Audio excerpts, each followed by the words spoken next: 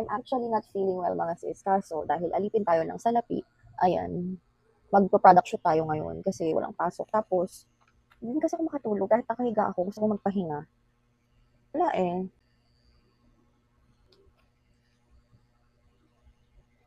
By the way, I'm using this Hickory sunscreen with SPF 50 PA+++.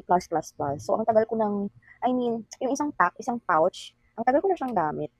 Pero, double ko siya with this one. Ito lang talaga yung gamit ko dati, yung snail white na tinted sunscreen. Pero ngayon mga sis, since wala, highlight lang, gusto ko lang, double para tinted na siya. And then, by the way, I am using this Dermo Republic Serum plus 50% niacinamide plus hyaluronic acid kasi dito talaga, problem ko talaga yan sa neck ko. Pero, as you can see, medyo nag-lighten na siya mga mima ko compare dati. Siguro mga 2 months ko na bang, 1 month pa lang, 1 month pa lang. Hindi ko pa nauubos yung isang bottle. So, I'll be giving you the results siguro after 2 bottles. Diba? Anyway, tulog si Amira, kaya, ayan, let's grab the chance para hindi masyadong maingay.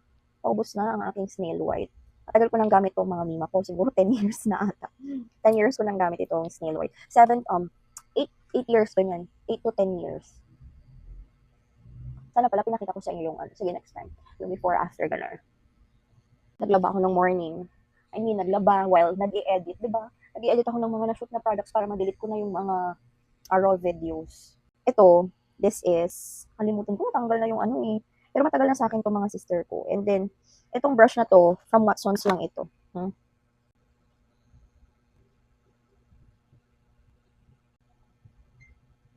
Next, we're going to use this one and done blush stick from Vice Cosmetics. Diba? Nawala na rin yung ano niya. Yung pangalan niya dyan. And, ayan na siya. Oh. I-blend-blend mo lang siya. Diba? Kalimutan ko mag-powder muna. So, ang ginagamit ko is Dr. Sensitive All Day No Sebum Blur Powder. Tingnan nyo ang ano niya ha. Ang atake nito ha. Ayan lang, ganyan lang. Diba? Ano yung mga mimo ko? Ganda.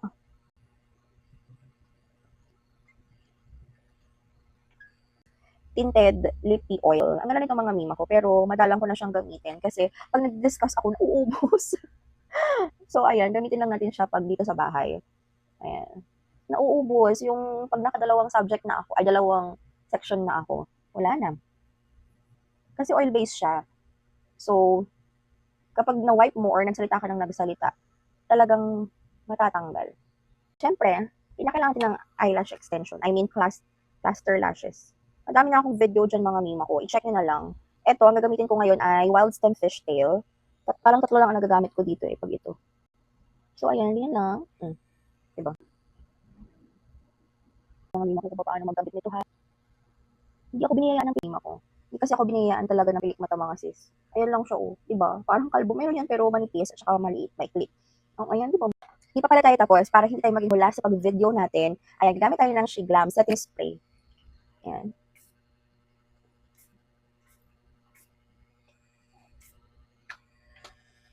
Ayan na. Ang ganito, promise, hindi ako nabudol mga sis. Worth it yung pera ko. So that's it. Bye.